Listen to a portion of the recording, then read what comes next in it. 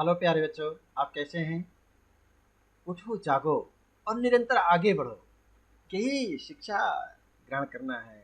शिक्षा से ही आप विश्व में अपना शासन कर सकते हैं। यदि आप सर उठाकर जीना चाहते हैं, अपने अधिकारों को पाना चाहते हैं, तो शिक्षा के प्रति सजग हो जाइएगा। तो आइए हम लोग आज इस संस्कृत हिंदी क्लासेज में आप सभी का स्वागत है। मैं D Lal lecturer GRV inter college Rath Hamirpur Uttar Pradesh से।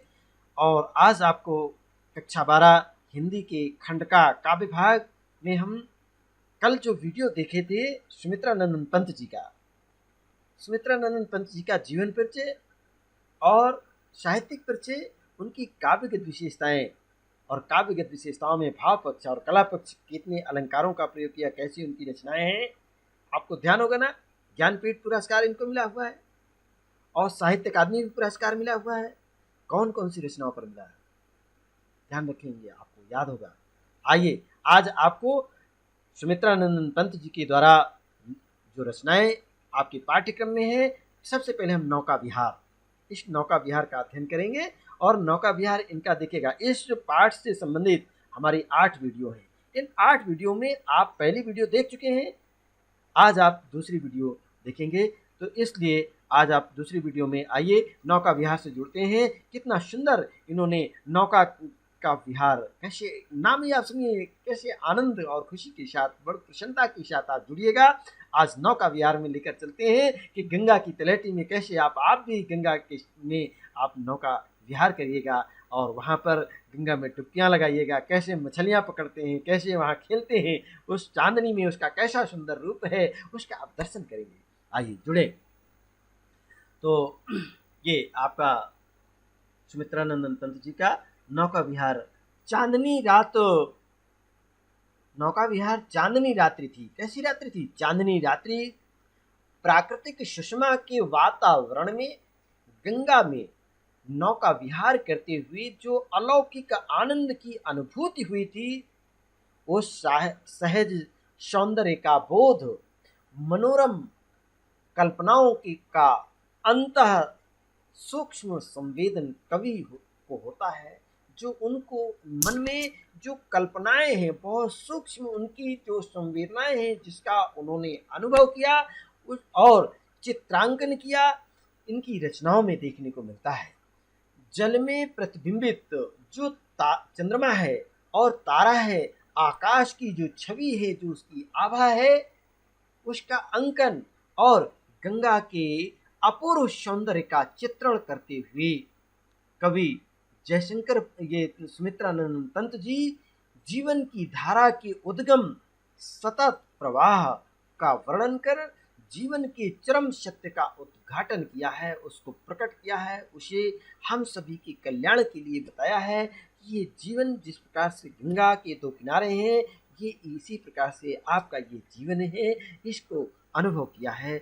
आइए सुमित्रानंदन पंत जी को, तो सुमित्रानंदन पंत जी का जो ये रचना है देख रहे हैं, ये किस प्रकार से सुमित्रानंदन पंत जी ने ये रचना प्रस्तुत की है कि स्निग्ध शांत स्निग्ध ज्योत्स्ना उज्ज्वल। इसने नौका विहार में क्या लिखा है?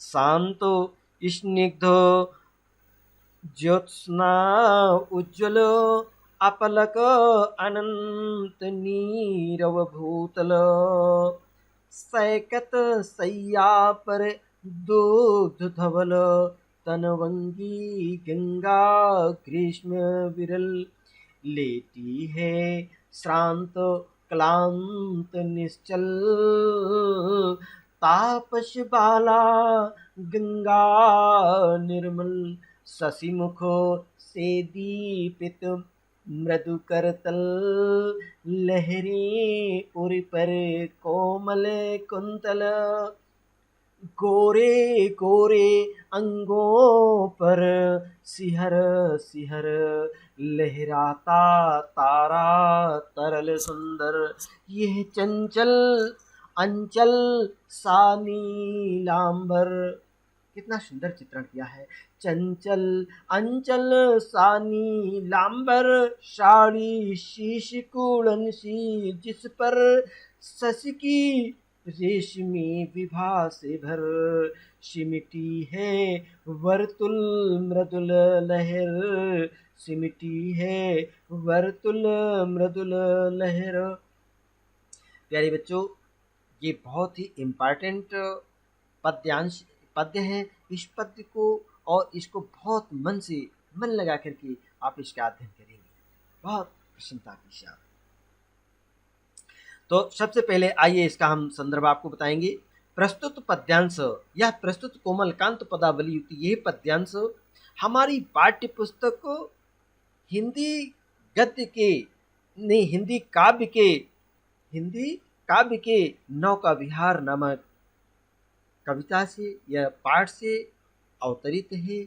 इसके रचयिता पंडित सुमित्रानंदन पंत या छायावादी कवि पंडित सुमित्रानंदन पंत जी हैं। यह प्रस्तुत गद्य पंक्तियां प्रमुख छायावादी कवि पंडित सुमित्रानंदन पंत जी द्वारा विरचित काव्य संकलन, जिसे हम काव्यांजलि कहते हैं, काव्यांजलि के गुंजन से हमारी पाठ्य पुस्तक काव्यांजलि में मार्मिक नौका विहार शीर्षक से उद्धृत ली गई है। आप इसका संदर्भ आप सुनेंगे। आप प्रसंग जान ले। प्रस्तुत कविता में पंत जी ने चांदनी रात्रि में अपनी मित्र मंडली के साथ गंगा में किए गए नौका विहार माने विचरण करना, नौका में बैठ करके जल की धाराओं में विचरण करते हैं। तो क्षीण धारा वाली, अर्थात क्षीण धारा मतलब पतली पतली धाराएं हैं, उस क्षीण धारा में स्निग्ध, बहुत ही कल्पना की है कि कवि ने, पंत जी ने बहुत पतली कमर वाली कोई नायिका के रूप में उस गंगा का चित्रण किया है कि ये बहुत पतली कमर वाली कोई नायिका इस बालू की शैया पर लेटी हुई है। ये प्रसंग है। अब आप जाएंगे इसका अर्थ, इसकी व्याख्या करते हैं हम, तो ध्यान से सुनेंगे। शांत, स्निग्ध माने क्या होता है? बहुत ही कोमल। स्निग्ध माने कोमल। ज्योत्सना, प्रकाश। ज्योत्सना माने प्रकाश, रोशनी। कैसा है? उज्जवल अर्थात सफेद है। अपलक माने बिना नयन आंख मूंदे अर्थात पलक झपकाए, इसको अपलक कहते हैं। अनंत, जिसका कहीं अंत नहीं। नीरो, बिना किसी प्रकार का शोर शराबा अर्थात शब्द रहित। भूतल माने इस पृथ्वी तल पर। सैकत, सैया माने बालू की चारपाई या बालू की शैया या बालू पर लेटने के लिए इसको सैया कहते हैं। पर दुग्ध धवल, दुग्ध माने दुग्ध सफेद होता है, तो दुग्ध के जैसे श्वेत वस्त्रों को धारण करने वाली।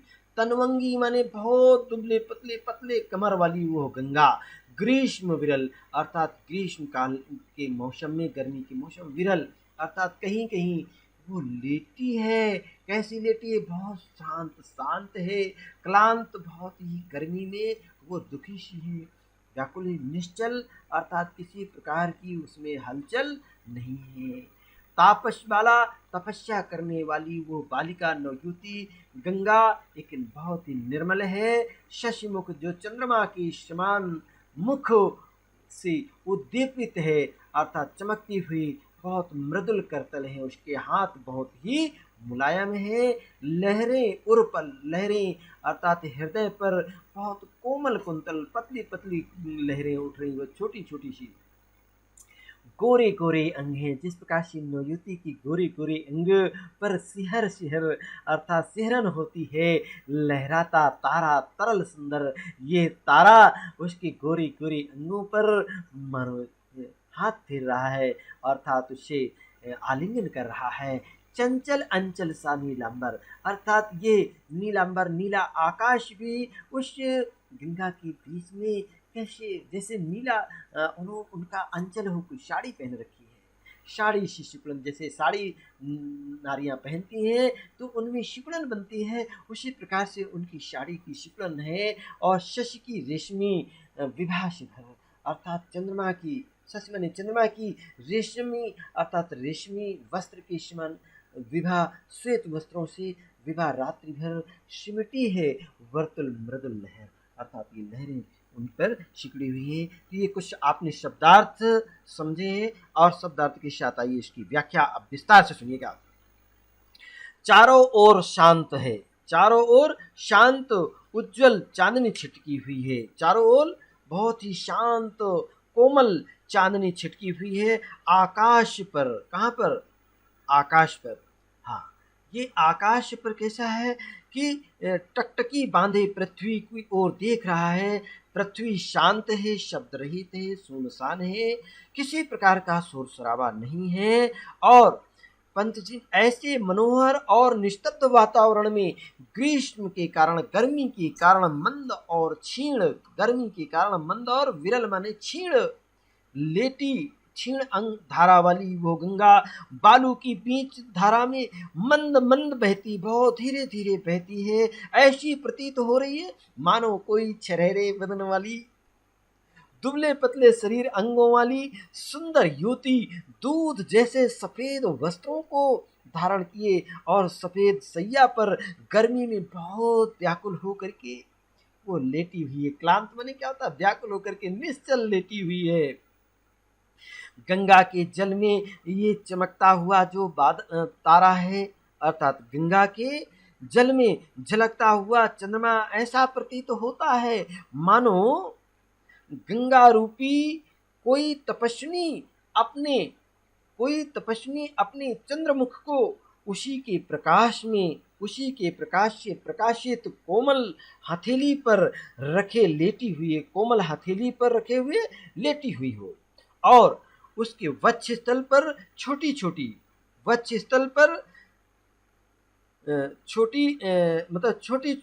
कोमल, अर्थात चंद्रमुख पर छोटी छोटी सी लहरें, कोमल लहरें केशों के समान हो, मतलब केशों की उपमा उनकी लहरों से दी गई है। अब आइएगा प्यारे बच्चों कि तारे भी आकाश में, ये तारे पद्यांश पर आधारित कुछ प्रश्नोत्तर है। आइए उन प्रश्नोत्तरों को आप जानेंगे। इसमें अगर आपसे पूछा जाता भाषा कौन सी है तो आप बताएं शुद्ध संस्कृतनिष्ठ भाषा है। खड़ी बोली भाषा का प्रयोग किया गया है। अलंकार इसमें मानवीकरण अलंकार है, शांग रूपक अलंकार है, उपमा अलंकार है, अनुप्रास अलंकार है, पुनरुक्ति प्रकाश अलंकार भी है, स्वभावोक्ति है।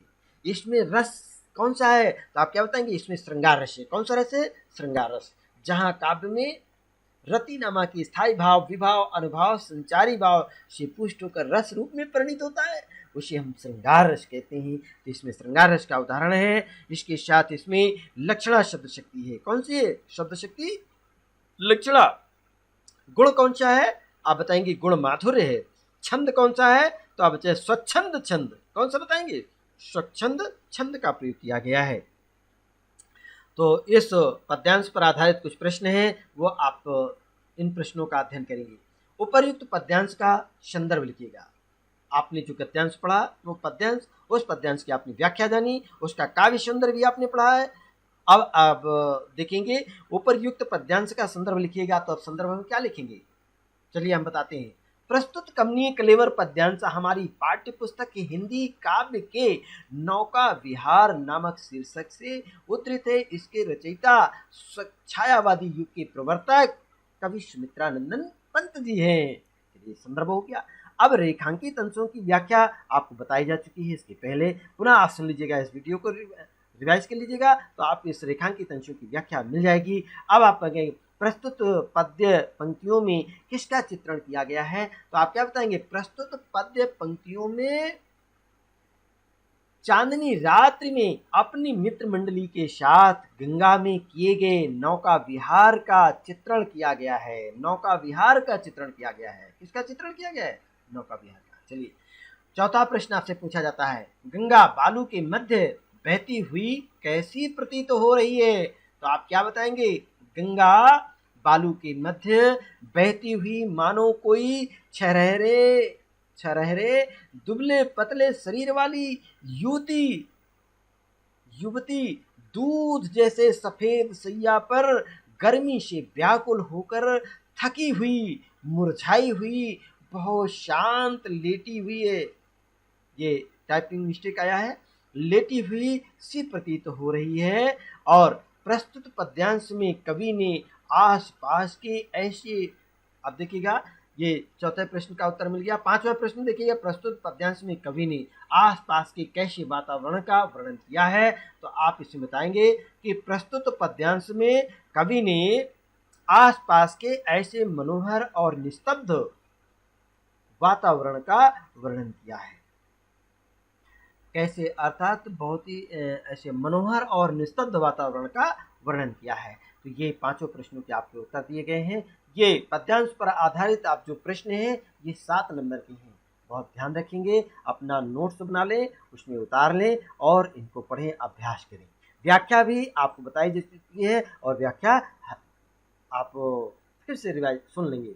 चलिए, अब इसके साथ ही हम आगे बढ़ते हैं, अगला पद्यांश लेते हैं। देखिएगा, चांदनी रात का प्रथम पहर,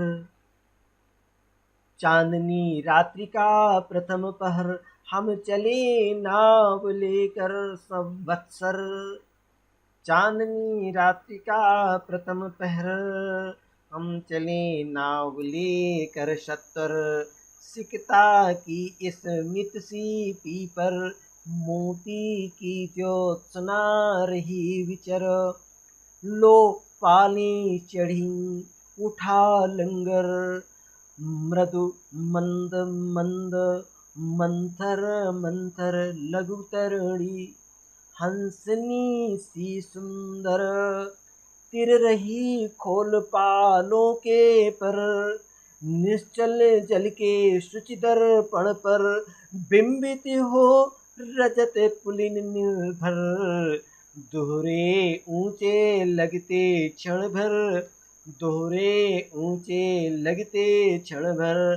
काला कांकर का राजभवन, सोया जल में निश्चिंत प्रमन। पलकों पर वैभव स्वप्न सघन, पलकों पर वैभव स्वप्न सघन।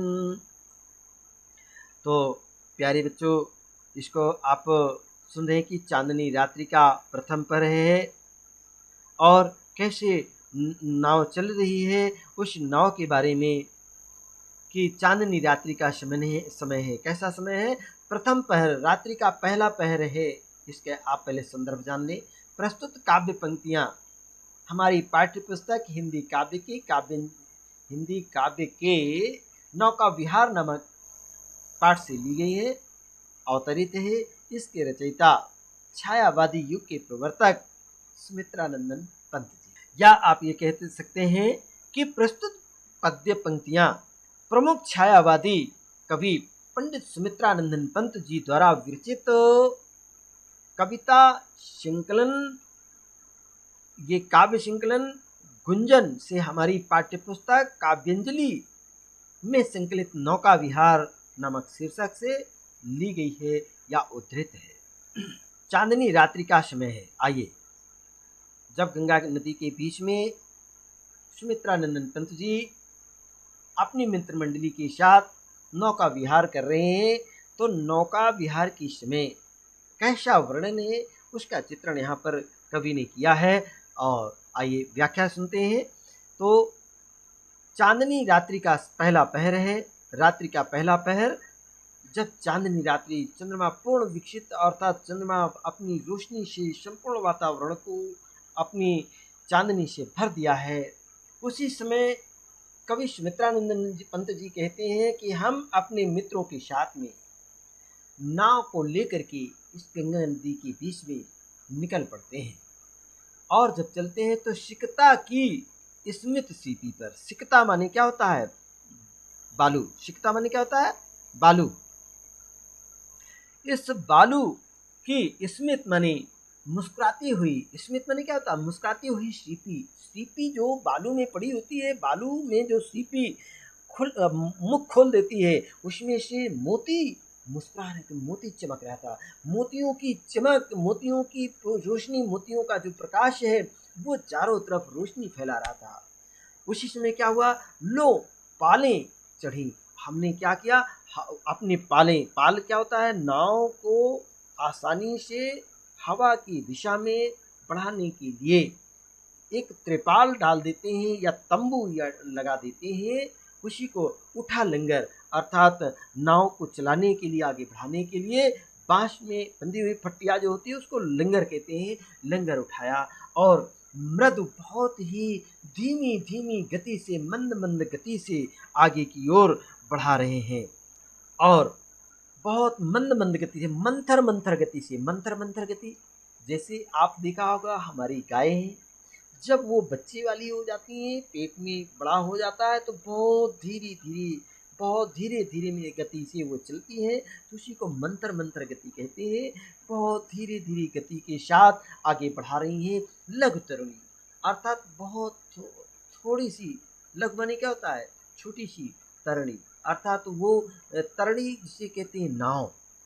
उस नाव की छोटी सी नाव, एक हंसनी सी सुंदर, जब उसने सफ़ेद तिरपाल उसके ऊपर डाल दिया गया तो वो एक हंसनी सी, अर्थात जैसे हंसनी नदी के बीच में तैर रही हो, उस तरीके से नाव की उपमा का सुंदर चित्रण करते हुए सुमित्रानंद पंत ने कहा है कि वो एक हंसनी की तरह सुंदर सी दिखलाई पड़ रही थी। उपमा अलंकार जैसे कि तिर रही खोल पालों की घर, जैसे अब देखिएगा, जैसे एक हंसनी, हंस श्वेत होता है, हंसनी भी सफ़ेद है और वो नाव भी सफ़ेद, पाल उसके ऊपर सफ़ेद त्रिपाल पड़ा हुआ है। तो वो जब वो चलाते थे हम, तो लेखक ने कल्पना करते हुए लिखा कि जैसे वो हंसनी की तरह तैर रही थी नदी के बीच में और खोल पालों के पर, अर्थात जो पंख, पर माने क्या होता है? पंख, पंख को फैला करके वो मानो तैर रही हो। निश्चल जल में, अर्थात निश्चल अर्थात शांत जल है, जल के शुचि दर्पण पर, शुचि माने बहुत पवित्र निर्मल दर्पण जिसमें पूरा प्रकाश, रोशनी, चंद्रमा की रोशनी भी, उसमें चंद्रमा भी झलकता है, तारे भी दिखलाई पड़ रहे हैं और निर्मल धारा है जिसमें एक एक वहाँ पर मछलियाँ भी दिखलाई पड़ रही हैं, तो उनका प्रतिबिंब दिखाई चंद्रमा के जैसी। देखिए रजत पुलिन, अर्थात रजत माने चांदी की जैसी चमक रहे हैं और ऊंचे दोहरे ऊंचे लगते क्षण भर, ये दोहरे ऊंचे अर्थात ये ऊंचे ऊंचे, ये दोनों किनारे, ये कैसे क्षण भर में ऐसे बीच में जैसे ही पहुंचते हैं तो किनारे बहुत ऊंचे ऊंचे दिखलाई पड़ रहे थे। और उसी समय काला काकर, बहुत ऊंचा महल, काला काकर का राजभवन, राजभवन, राजभवन राजा के द्वारा बनाया गया। काला काकर गंगा के बीच की धारा में पिलर दे करके वो एक अच्छा भव्य भवन बनाया गया, उस काला काकर का राजभवन। उसको कवि ने कैसे देखा, कल्पना की है कि मानो वो इस शांत जल में निश्चिंत होकर के, बिना किसी भय, बिना किसी, भाई राजभवन में जब आप सोते हैं तो किसी को चिंता होती है तो हलचल करते हैं, लेकिन वो निश्चिंत भाव से वो जल के बीच में मानो सोया हुआ है। और पलकों पर वैभव स्वप्न भी, अर्थात नाना प्रकार की, वो जैसे आप निद्रा के वशीभूत होते हैं तो मीठे मीठे स्वप्न देखते हैं, उसी प्रकार से लेखक ने कल्पना की है कि ये राजभवन मानो उस गंगा नदी के बीच में सोया हुआ है और अपने मीठे मीठे सपने देख रहा है। इसी के साथ इसमें रेखांकित अंशों की व्याख्या भी की गई है। अब आइए प्यारे बच्चों, हम इस पद्यांश पर आधारित कुछ प्रश्न आपसे पूछते हैं, उन प्रश्नों के उत्तर बहुत सावधानी से देना होगा। ये प्रश्न आपके सामने है, इन प्रश्नों को आप देखेंगे। पहला प्रश्न आपसे पूछा जाता है, कवि नौका विहार हेतु किस समय प्रस्थान करते हैं? किस समय का ये समय पूछा गया है, किस समय नौका विहार के लिए किस समय प्रस्थान करते हैं? तो आप उत्तर क्या देंगे? पहली ही पंक्ति में दिया गया है, प्रातःकाल अर्थात रात्रि का प्रथम पहर। कवि ने नौका विहार हेतु रात्रि के प्रथम पहर या के समय प्रस्थान करते हैं। पहला प्रश्न आपका पूरा हुआ, इसको आपको 1 नंबर मिलेगा। दूसरा प्रश्न आप देखिएगा, रात्रि में गंगा नदी की रेती की शोभा कैसे लग रही थी? तो आप क्या बताएंगे? रात्रि में गंगा नदी की रेती की जो शोभा है वो कैसे लग रही थी? आप देखिएगा, रात्रि में गंगा नदी की जो रेती की शोभा का वर्णन करते हुए कवि कहते हैं कि चांदनी रात्रि में गंगा नदी की जो बालू है, अब बालू में पड़ी हुई जो सीपियाँ हैं, उन सीपी के मुख जो खुल जाते हैं तो उनके खुलने के कारण उसके अंदर स्थित जो मोती है, मोती की श्वेत रोशनी चारों ओर फैली हुई थी, ऐसा उन्होंने, लेखक ने अनुभव किया। तो प्यारे बच्चों, ये तीसरा प्रश्न आपसे पूछा जा रहा है, लघु तरणि हंसनी सी सुंदर में कौन सा अलंकार है? तो आप क्या बताएंगे? लघु तरणी हंसनी सी सुंदर में कौन सा अलंकार है? तो आप बताएंगे लघु तरणी हंसनी सी माने समान उपमा, इसमें उपमा अलंकार है। ठीक है, चलिए आप चौथा प्रश्न आपसे पूछा गया है, रेखांकित पद्यांश की व्याख्या कीजिएगा। तो इसके पहले हम व्याख्या कर चुके हैं, उसे व्याख्या आप फिर से सुन लीजिएगा और अपने नोट्स में उसको लिख लीजिएगा। चलिए इसके बाद पांचवा और अंतिम प्रश्न है, पाठ का शीर्षक तथा कवि का नाम बताइए। तो आप पाठ का शीर्षक क्या है? आप जानते हैं, पाठ का शीर्षक नौका विहार तथा कवि का नाम सुमित्रानंदन पंत जी है। ये प्रश्न थे, प्रश्न के उत्तर आप जाने हैं। इन प्रश्नों को आप तैयार कर लें और आपकी प्रश्न पत्र में अर्थात पेपर में आगामी जो छमाही परीक्षा होगी, हाफ ईयरली परीक्षा या एनुअल एग्जामिनेशन में पूछे जाएंगे और ऐसे ही प्रश्नों के उत्तर आपको देना है, तभी आपको पूरे अंक मिलेंगे। चलिए अब आगे बढ़ते हैं, इसी के साथ अगला पद्यांश उठाते हैं। ये नौका उठी, ये अगला पद्यांश में देखिएगा, नौका से उठती, पहले इसको सस्वर वादन करेंगे हमारे साथ। आइए बोले, नौका से उठती जल हिलोरो, हिल पड़ते नभ के ओर छोरो। नौका से उठती जल हिलोरो, हिल पड़ते नभ के ओर छोर। विस्फारित नैनों से निश्चल, कुछ ओ खोज रहे जल चल तारक दल। कुछ खोज रहे चल तारक दल, ज्योतित कर चल का अंतः स्थल। जिनके लघुदीपों को चंचल अंचल की ओट किए अविरल। फिरती लहरें लुक छिप पल पल, फिरती लहरें लुक छिप पल पल। सामने शुक्र की छवि झलमल, बैरती परीसी जल में कल। रुपहरे कचों में हो जल, लहरों के घूंघट से झुको झुको। दशमी का शशि निज तिर्यक मुखो, दिखलाता मुग्ध सारुक रुको। दिखलाता मुग्ध सारुक रुको। आइए प्यारे बच्चों, इसकी संदर्भ सहित पहले व्याख्या करते हैं, पहले जानें इसको। तो सबसे पहले संदर्भ आप जाने, प्रस्तुत काव्य पंक्तियां हमारी पाठ्य पुस्तक हिंदी काव्य के नौका विहार नामक शीर्षक से अवतरित है। इसके रचयिता छायावादी युग के प्रवर्तक सुमित्रानंदन पंत जी हैं। अब प्रसंग आप जानिए कि जिस समय सुमित्रानंदन पंत जी अपने मित्रों के साथ छोटी सी नाव में बैठ करके और जल की गंगा नदी की धारा के बीच में रात्रि में विचरण करने निकलते हैं, तो उस विचरण करते समय जल की धारा में उनके हिलेरे देखते हैं, कैसा दर्शन करते हैं, उनमें उनके मन में क्या भाव उठते हैं, उस भाव का वर्णन यहाँ प्रसंग का वर्णन किया गया है। ये प्रसंग रहा। अब आप इससे देखेंगे, व्याख्या करते हैं। जब गंगा में नौका चलती है, क्या चलती है? नौका चलती है तो लहरें उठती हैं। क्या उठती हैं? हाँ, नौका विहार के समय गंगा के मोहक दर्शन का वर्णन किया गया है। तो लहरें उठने वाली लहरों के कारण गंगा में जो प्रतिबिंब है, गंगा में जो प्रतिबिंब अर्थात जानते हैं जो चित्र है, वो सारा आकाश हिल उठता है, मानो हिल रहा हो। गंगा का जल शांत हो जाने पर उसमें रेशमी प्रतिबिंब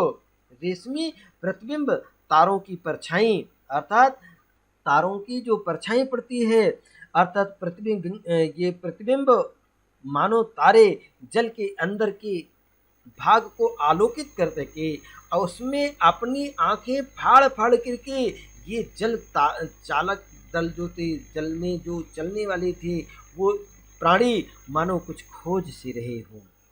इन तारों रूपी लघु दीपों को छिपाए हुए गंगा, अर्थात दीपों को छिपाए हुई ये गंगा कैसे प्रतीत हो रही थी?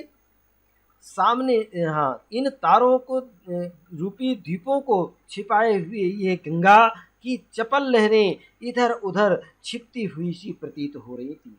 सामने ही शुक्र तारा झिलमिला रहा था। कौन झिलमिला रहा था? शुक्र तारा झिलमिला रहा था। और मानो लेखक ने कल्पना क्या किया है कि उसकी शोभा जल में प्रतिबिंबित होकर परिशी तैर रही है। मानो लेखक ने कल्पना की, मानो वो इस गंगा नदी की धारा में मानो परी के रूप में तैर रही हो, जो कभी कभी चांदनी जैसे रुपहले बालों अर्थात गंगा के लहरों में छिप जाती है। लुका छिपी का खेल खेल रहे हैं।